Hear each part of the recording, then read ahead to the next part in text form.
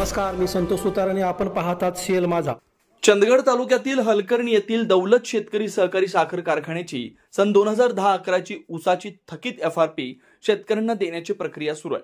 याबाबत तालुक्यातील गावनिहाय कागदपत्रांची पडताळणी जिल्हाधिकारी यांच्या निर्देशानुसार सुरू असून या संदर्भात कुणीही गैरसमज पसरवू नये असं आवाहन दौलत अथर्व कारखाना प्रशासनाच्या वतीनं प्रसिद्धी पत्रकातून करण्यात आलं.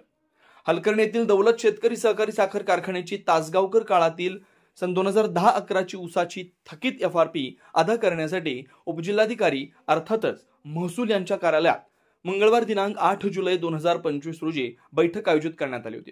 या बैठकीत सविस्तर चर्चा झाली.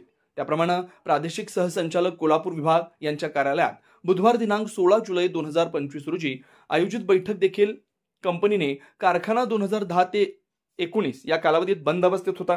त्यामुळे कागदपत्रे तथा वारस पडताळणी करणे आवश्यक असून त्यानुसार जिल्हाधिकारी यांच्या सूचनेनुसार कारवाई सुरू करण्यात आल्याची माहिती कारखाना प्रशासनाने दिली आहे. त्या अनुषंगाने या प्रकरणाबाबत प्रादेशिक सहसंचालक कार्यालय कोल्हापूर या ठिकाणी ही प्रक्रिया सुरू आहे. त्यानुसार जिल्हाधिकारी कार्यालय यांच्या निर्देशानुसार कारखाना प्रशासनाकडे उपलब्ध असलेल्या छायांकित प्रतीनुसार गावनिहाय नियोजन केलं. त्याबाबत आवश्यक कागदपत्रांची पूर्तता करण्याच्या सूचना ऊस पुरवठादारांना शेती विभागामार्फत दिल्या. आतापर्यंत 2700 ऊस पुरवठादार यांची पडताळणी झाली असून यामध्ये काही ऊस पुरवठादार सध्या हयात नसल्यानं वारस पडताळणी करण्यात येते. त्यासाठी शेती विभागामार्फत जास्तीत जास्त कर्मचाऱ्यांची नेमणूक करून ही प्रक्रिया वेळेत पूर्ण करण्याचं प्रशासनाचं नियोजन आहे.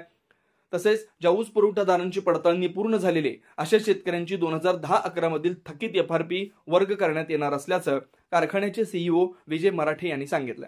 तरी ऊस पुरवठादार शेतकऱ्यांनी कोणत्याही अफवांवर विश्वास ठेवू नये असं आवाहन देखील कारखाना प्रशासनाकडून करण्यात आलंय.